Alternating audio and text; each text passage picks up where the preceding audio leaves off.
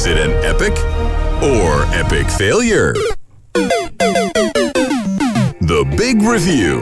Movies, games, and TV in focus. Pulse95. If you guys have been tuning into the Afternoon Karak since last year, you would have heard Mikail and I just be on the verge of crying every time we remember The Green Knight and how we have been waiting for the release date and how A24 kept on teasing us since beginning of last year, and then finally we get the release date, and then it turns out that the UAE is getting it like a good week and a half later, and then it's finally released and we have finally watched it, and here we are finally reviewing the movie starring Dev Patel as Sir Gawain, the nephew of King Arthur, as he basically ventures into the woods and into an adventure in an attempt to keep a promise he made with the Green Knight. Yes, it is a journey of patience, just like how we've been patiently waiting for this movie. It's also a journey to define himself and prove his worth to the eyes of his family and his kingdom. And little does he know how much this journey will change him forever.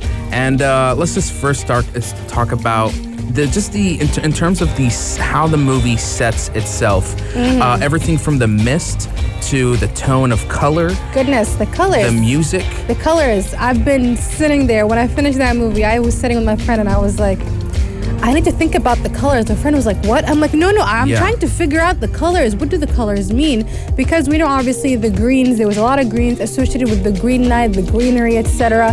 And even green is a very common color in this sort of setting and this sort of themes, especially since the Green Knight is actually based on a very, very old medieval poem.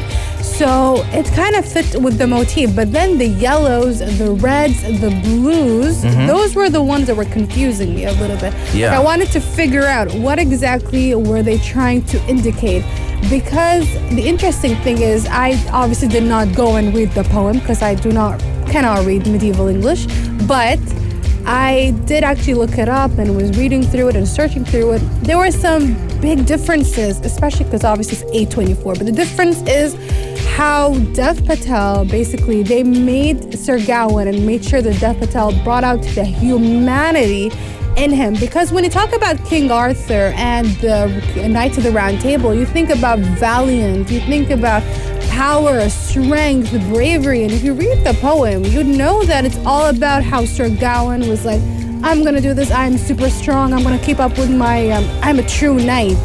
But throughout this entire movie, you can tell that Gawain is anything but a human being. Yeah, he's very flawed. Incredibly flawed. Throughout the journey, he's being tested by his virtues are being tested, and we don't want to spoil anything where his journey leads him to, because a lot of it is best left to the mystery firsthand as you experience it for yourself. Just to add to Aisha, in terms of the color, there was a drabbiness to everything, but there are certain things that were distinctive and bright, like his cloak was very bright, like goldish yellow. It was very yellow, yes. And the forest was bright green. And it's very rare that I ever say this, but it's for, this movie's color emits a lot of emotion. I feel, I get these feelings when I'm watching it of hopelessness, of dread, of even sometimes the color reflect,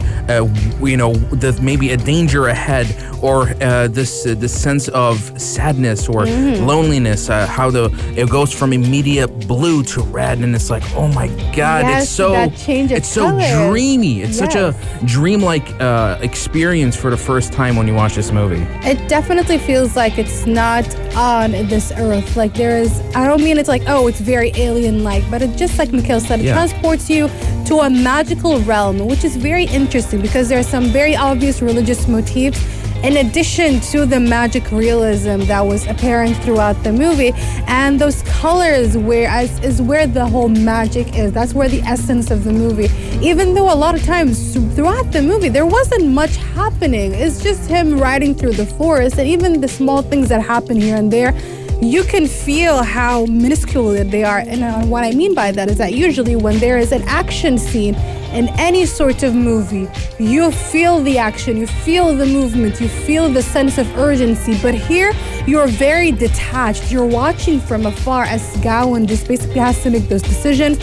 He falls into problems, into traps. It's like this whole disconnect that simultaneous to you, like immerses you in the movie, but also kind of tells you that this is a tale being told to you. Yeah. You're not living Gawain's story. You're watching Gawain go throughout his story. And you always have this question when you're watching the 2-hour film, is this, how much of this is real? How much of this is actually happening? Are we seeing through his mind, or are we seeing something else? And I think that's the best part about this film, is that it is in the truest form a poem, a fairy tale. Oh yeah, definitely. And, old fairy tales don't have logic to them, but they have a lot of mysticism and and also they deliver specific themes. But like I said earlier, because this is A24 and the director is trying to interpret it for a modern audience, it is quite different in that sense, where the themes are not those very solid. Basically, they talk about something completely different, and we're going to continue talking about this review in a little bit. We're going to take a short break, let's take a little lap walking around the studio. We're going to be back again with more of The Green Knight from A24 starring Dev Patel. Pulse 95. We are continuing our extensive review of the epic fantasy tale that is The Green Knight. This is a highly anticipated film we've been dying to watch, produced by A24 Productions, starring Dev Patel.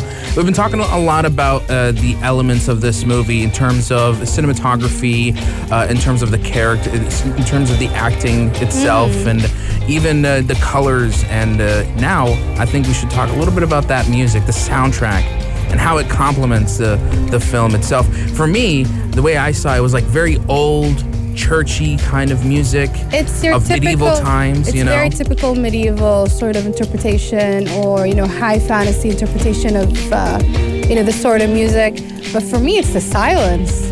The silence is where it brings the story together, because again, that's the moment of where, yes, we are watching from afar, but also kind of breaks the fourth wall in a way. Like, it's like, oh, we're not watching anymore. We're not audiences. We're actually might be there, maybe watching him from a bird's eye view as he continues on his journey. And I think that is a very important element that, when people usually talk about negative space when in art, as in instead of filling an entire space with a certain thing, you basically utilize the emptiness. And that is exactly what they do in this movie when they insert those silences in between, because the silence also indicates like many things, because the quietness is very deafening. It also makes it very realistic that, yes, I am watching it with him. I am there in that scene, but I'm watching it from afar. I'm observing what he's saying. And it also, basically, when you put the silence, it removes all the noise, everything, and it makes you focus on that one thing. Yeah. And perhaps instead of focusing on Gawain himself physically, maybe his thoughts will come through. You see the panic, the questioning, the ideas that go through him, and also his youthfulness, because it feels like an absolute child, even though he is somewhat a knight, or let's say an adult, a young adult, but he feels such a child inside. There is a deliberate artistic choice when it comes to how they utilize silence and the music, and I think also dialogue, because this movie has not much dialogue going for it. But that's the best part, is that it forces us as the audience to rely on other things to absorb, like the characters' emotes and how they're feeling those moments. The surrounding itself. Yeah. If there are times, if you're watching very carefully with these wide, long shots, there's something moving in the background. There's always I kept rewinding at some parts of it. I'm like, what is that? Yeah. You know, like that's what I like about it is that you really become a lot more attentive to other details. Absolutely. Removing some of your other senses to really heighten a particular sense, whether it's hearing or visual. You know, it's just Definitely. I love it. It's so much fun. And what's interesting is that even though like an hour in, you think, oh, is the movie ending? But we have like at least an hour to go. What is going on? And what is very interesting, because despite the idleness of the movie, despite the fact that it feels like nothing is happening, a lot of things happen as well. And it also indicates how it feels like to go on a journey. Sometimes it is, very quiet. Sometimes it is boring. Sometimes it is very lonely, and that is what we feel. I'd say the only thing that kind of confused me, or perhaps did not have much of an addition into the movie, is the scenes with his mother, Morgan Le Fay. And I'm not trying to, ruin the movie too much or spoil it, because she is supposedly somewhat of a witch. But then it's like kind of felt out of place or misplaced, because it did not make sense to me. Perhaps it's my fault, I'm not sure. Maybe I need to go and watch or read something extra. But I feel like if you need to go and search and read some extra material, perhaps the movie has failed in this part, which is why for me I would give the movie, like, my final verdict is 8 out of 10. For me, The Green Knight is a beautiful fantasy tale. Even when I don't fully understand what is going on, everything from production, acting, the score, the cinematography seems fully realized, and that's the beauty of The Green Knight. It is to me numbing yet electrifying to the senses. It is symbolic yet so simple as a story, and even more so. How do I say it? It has so much meaning, yet so little meaning. And so for me, I'm going to give The Green Knight a 9 out of 10. The only issue is that it's a movie that will challenge you, intellectually speaking, and it demands your patience. But if you can do that, there's something so rewarding by the end of this film when you finish it. It definitely demands your patience, but part of me is like, are they trying a little bit too hard at demanding your patience? Not the patience part, sorry, but like the whole adding layers and layers of the movie. At some point I was like, maybe that's a little bit too much added to it.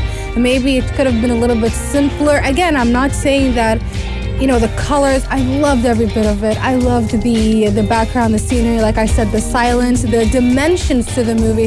But sometimes they do take it a little bit further than it needs to be. And when you overcomplicate a movie, that's when, in my opinion, where it loses its essence. But all in all, it is a very enjoyable experience, but perhaps it is not for everyone. We're going to move on to Dave Bautista, who wants to star in a buddy cop movie with Jason Momoa, coming up next right here on the Afternoon Karak. If you liked this episode of Afternoon Karak, drop a like and subscribe. Pulse95. Be sure to follow us on Instagram for all our daily updates and top stories.